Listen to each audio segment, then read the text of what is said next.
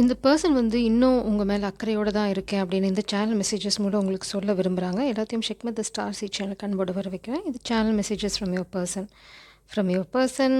இது யாராக வேணா இருக்கலாம். யார் வேணால் இந்த எனர்ஜி மூலம் உங்ககிட்ட பேசலாம். பார்க்கலாம் யார் வராங்க அப்படின்னா. I still care about you அப்படின்னா இந்த பர்சன் உங்ககிட்ட சொல்ல விரும்புகிறாங்க. இது யாரும் நிச்சயமாக உங்களுக்கு தெரியும். வேறு என்ன மெசேஜஸ் வருதுன்னு பார்க்கலாம். அவங்க இன்னும் உங்கள் மேலே அக்கறையோடு தான் இருக்கேன்னு சொல்கிறாங்க. உசிறு உருவி எடுக்குதே, மனசும் கிடந்து தவிக்குதே, கடந்து போகும் ஒவ்வொரு நொடியும் குத்தி கிழிக்குது, உன் கசந்து போன ஒவ்வொரு நினைப்பும் சுட்டி இருக்குது. இந்த சைட் சாங் வந்து என்ன நடந்தாலும் பெண்ணே உன்னை நான் விட மாட்டேன், நீ என்ன மறந்தாலும் என் மனசில் நீதான் நினைவிருப்ப.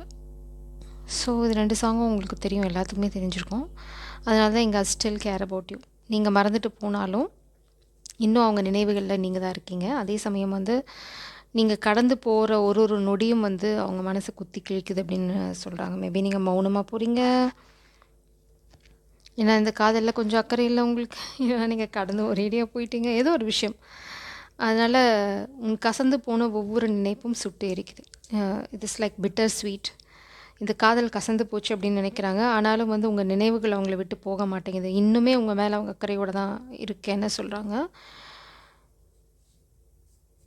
பாட்டம் டெக்கில் பார்த்தீங்கன்னா, அடி பெண்ணே ஒருமுறை நீ சிரித்தால் என் நெஞ்சுக்குள்ளே மழை அடிக்கும், ஏன் எனது இதயம் துடிக்கும், இசையில் கவிதை வழியில் கோர்த்து உயிரின் உள்ளே பார்வையிலே செல்கிறாய், உன்னோடு நானும் வாழ உன்னோடு நானும் சகஸ். இது என்ன சாங்னு எனக்கு தெரியல நிஜமா. இப்போ எதாவது சாங் வருதான்னு பார்க்கலாம்.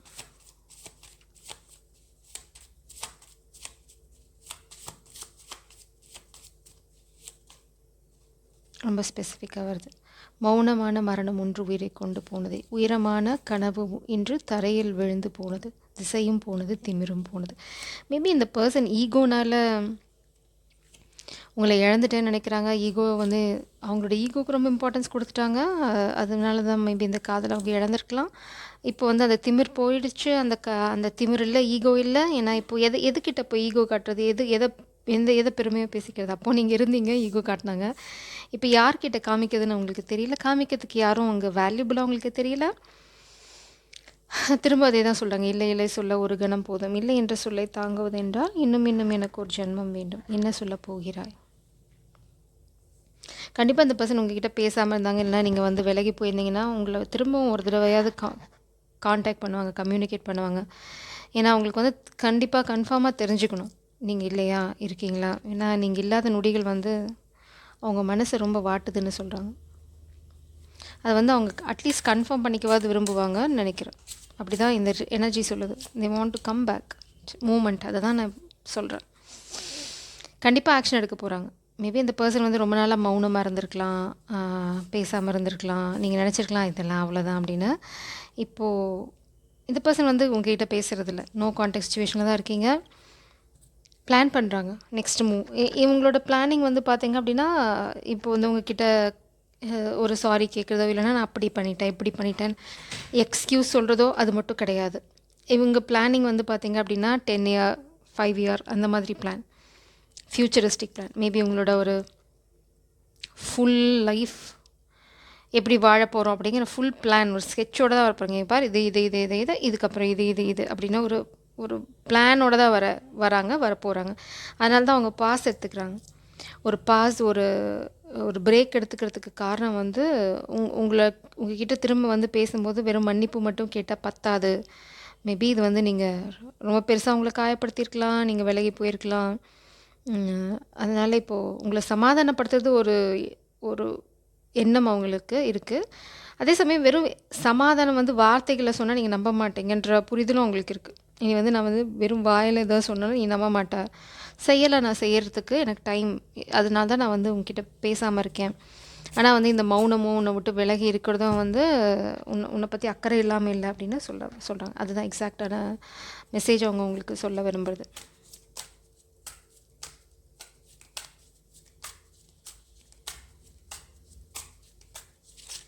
அவங்க இப்போ எதுக்காக அந்த பாஸ் எடுத்துக்கிறாங்க அப்படின்னா ஆப்ஷன்ஸ். இப்போ நீங்கள் தான் அந்த ஆப்ஷனில் நீங்கள் மட்டும்தான். இனிமேல் ஏதாவது ஆப்ஷன் பக்கம் கண்ணை திரும்பிச்சு அப்படின்னா நீங்கள் இல்லை அப்படிங்கிற அளவுக்கு அவங்களுக்கு புரிதல் வந்துருச்சு. இப்போது it's like dream come true. நீங்கள் தான் அவங்களுக்கு எல்லாமே. அவங்களுக்கு வந்து இவ்வளோ நாளாக குழப்பம் இருந்திருக்கலாம், இதுவா அதுவா, இல்லை அவங்களுக்கு ஃபேமிலி கூட ஒரு பெரிய தடையாக இருந்திருக்கலாம். ஏதோ ஒரு விஷயம், எல்லாத்துக்குமே தான் தப்பான எண்ணம் இருக்கும்னு அவசியம் இல்லை. உண்மை காதலும் இந்த உலகத்தில் இன்னும் இருக்குது. ஸோ இப்போ அவங்களோட இன்டென்ஷன் பார்த்தீங்க அப்படின்னா, இன்டென்ஷன், அவங்களோட எண்ணம், பிளான் எல்லாமே பார்த்தீங்கன்னா, எனக்கு போதும். இவ்வளோ நாளாக வந்து எனக்கு எதுன்னு குழப்பமா இருந்துச்சு. இப்போ எனக்கு தெளிவு கிடச்சிச்சு. இந்த காதல் மட்டும்தான். இப்போ இவங்களுக்கு இந்த புரிதல் வரனால வீல் ஆஃப் ஃபார்ச்சூன், அதாவது பிரபஞ்சம் வந்து அவங்களுக்கு ஃபேவரபுளாக திரும்புவாங்க, இல்லை திரும்புவாங்கன்ற ஒரு நம்பிக்கை அவங்களுக்கு இருக்குது. Walking away, 8 of cups. Maybe இதுதான் உங்களுக்குள்ள பிரச்சனை அப்படின்னா, எங்கேயாவது இருந்து வெளியில் வர்றது, இல்லைனா வந்து அவங்க வீட்டை விட்டு வெளியில் வரல, இடத்த விட்டு வெளியில் வரல, ஏதோ வெளியில் வரல அப்படிங்கிறதான் பிரச்சனை அப்படின்னா, அவங்க சொல்கிறாங்க நான் வந்துக்கிட்டே இருக்கேன் அப்படின்றாங்க. வந்துட்டேன் அப்படின்றாங்க. ஏன்னா அவங்களுக்கு வந்து அவங்களுக்கு ஒரு இடம், ஒரு விஷயம் புரிஞ்சிடுச்சு. அவங்க இருக்க சூழ்நிலை கைதியாக இருக்காங்க அப்படின்னா, அந்த சூழ்நிலையிலேருந்து வெளியில் வராங்க. பாஸ்ட் ரிலேஷன்ஷிப், ஆல்ரெடி மேரிடு, அந்த மாதிரி எந்த சூழ்நிலையாக இருந்தாலும் அதுலேருந்து அவங்க வெளியில் வராங்க. இட்ஸ் லைக் டிவோர்ஸ், இது வந்து காமிக் சுச்சுவேஷன், எதுவுமே இனிமேல் அவங்களுக்கு எதுவுமே அவங்களுக்கு வந்து ஃபுல்ஃபில்லிங்காக இல்லை. எதுவுமே அவங்களுக்கு அந்த திருப்தியை கொடுக்கல. இட்ஸ் லைக் உங்கள் காதல், நீங்கள் இருந்த இடத்த யாராலையும் ஃபில் பண்ண முடியும். இப்போது இந்த பர்சனுக்கு வந்து உங்களோட உலகம் தான் வேணும். உங்கள் உலகத்துக்குள்ளே வர்றது எப்படி?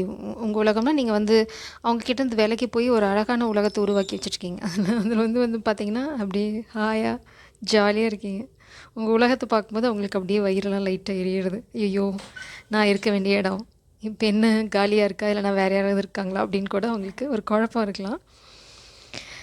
பட் அவங்களுக்கு வந்து ஒரு நம்பிக்கை இருக்குது பிரபஞ்சத்து மேலே. ஒரு புது ஆரம்பம் உங்கள் கூட இருக்கும். இந்த கனெக்ஷன் வந்து இப்படியே முடிஞ்சு போயிடாது. நீங்கள் கோவிச்சிட்ருக்கீங்க, ஆனால் வந்து அவங்களால உங்களை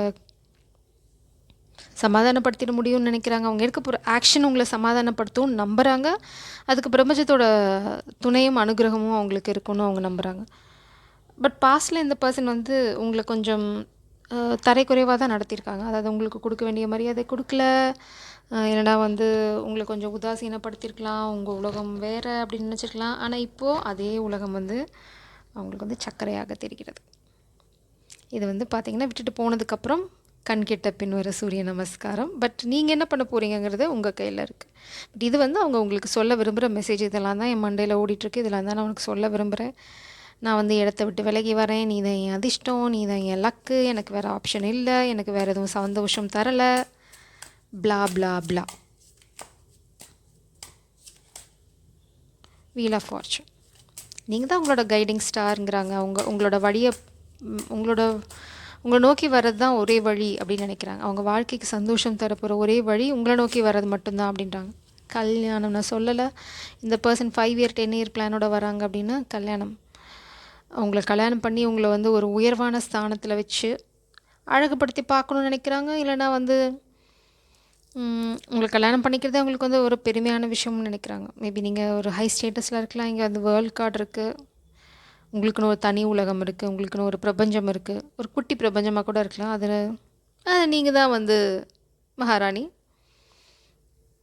ஸோ எந்த விதமாக உங்களுக்கு பொருந்தினாலும் எடுத்துக்கலாம். பட் உங்களை கல்யாணம் பண்ணிக்கிறது அவங்களோட அதிர்ஷ்டம் அப்படின்னு நினைக்கிறாங்க.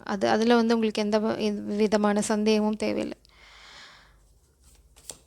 உங்களை அதிர்ஷ்டத்தை நீங்கள் அவங்களோட அதிர்ஷ்டம்னு நினைக்கிறாங்க. இது வந்து ஆணாக இருக்கலாம், பெண்ணாக இருக்கலாம். I have been hurting without you, you have no idea. அதுதான் இங்கே பார்த்தீங்கன்னா நீங்கள் இல்லாமல் இந்த உசுரை உருவி எடுக்குதே, மனசும் கிடந்து தவிக்குது, அதே எனர்ஜி தான் இங்கே. நீங்கள் இல்லாமல் வந்து அவங்களுக்கு எவ்வளோ வழி அவங்க கோத்ரூ பண்ணுறாங்கன்னு உங்களுக்கு கொஞ்சம் கூட அதை பற்றின ஐடியாவே இல்லை அப்படின்றாங்க. மேபி நீங்கள் வந்து இவங்களுக்கு இந்த பர்சன் வந்து அந்த அளவுக்குலாம் பெருசாக நம்மளை லவ் பண்ணல, இல்லைனா வந்து அந்த அளவுக்கு நம்மளை மிஸ் பண்ணல, எதுக்கு நம்ம தேவையில்லாமல் சிரமப்பட்டுட்டு அப்படின்னு நீங்கள் கிளம்பியிருக்கலாம். ஆனால் அதை வந்து அவங்க தப்பு அப்படின்றாங்க. வேறு ஏதாவது ஸ்பெசிஃபிக் மெசேஜஸ் ப்ளீஸ்? தெரியாமல் கேட்டு நினைக்கிறேன். ஒரு bunch of messages. Stay positive. உங்களை வந்து நம்பிக்கையோடு இருக்க சொல்கிறாங்க. நம்பிக்கையை இழக்காதே அப்படின்னு சொல்கிறாங்க. வேறு என்ன சொல்கிறாங்கன்னு பார்ப்போம்.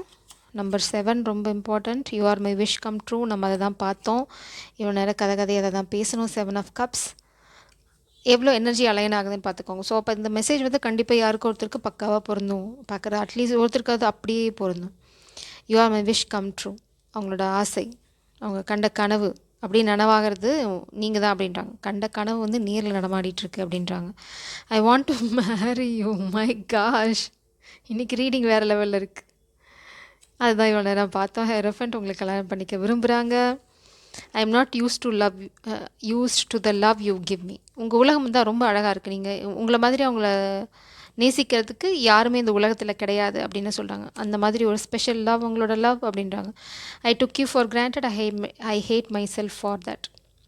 இந்த கார்டை, இந்த எனர்ஜியை, இந்த மெசேஜஸ் வந்து கன்ஃபார்ம் பண்ணிடுச்சு. அதே தான், உங்களை வந்து ரொம்ப உதாசீனப்படுத்திட்டாங்க. உங்களை வந்து நீங்கள் போக மாட்டீங்கன்னு நினச்சிருக்கலாம். இல்லை நான் வந்து இதெல்லாம் பெரிய மேட்ரே இல்லை அப்படின்னு நினச்சிருக்கலாம். ஆனால் இப்போ உங்களுக்கு வந்து உங்களை பார்க்கும்போது அடடா தப்பாக கணக்கு போட்டேனே அப்படின்னு நினைக்கிறாங்க. ஏன்னா மேபி நீங்கள் ரொம்ப பியூட்டிஃபுல்லாக இருக்கலாம், இல்லை நான் வந்து ரிவெஞ்ச் அப்படின்னு சொல்லி பாடியை பயங்கரமாக ஷேப் பண்ணியிருக்கலாம். ஏதோ ஒன்று விஷயம் பண்ணியிருக்கீங்க. ஹேர் ஸ்டைலை மாற்றிருக்கலாம், இல்லை ரொம்ப சாமாக இருக்கலாம், ஏதோ ஒன்று பண்ணியிருக்கீங்க.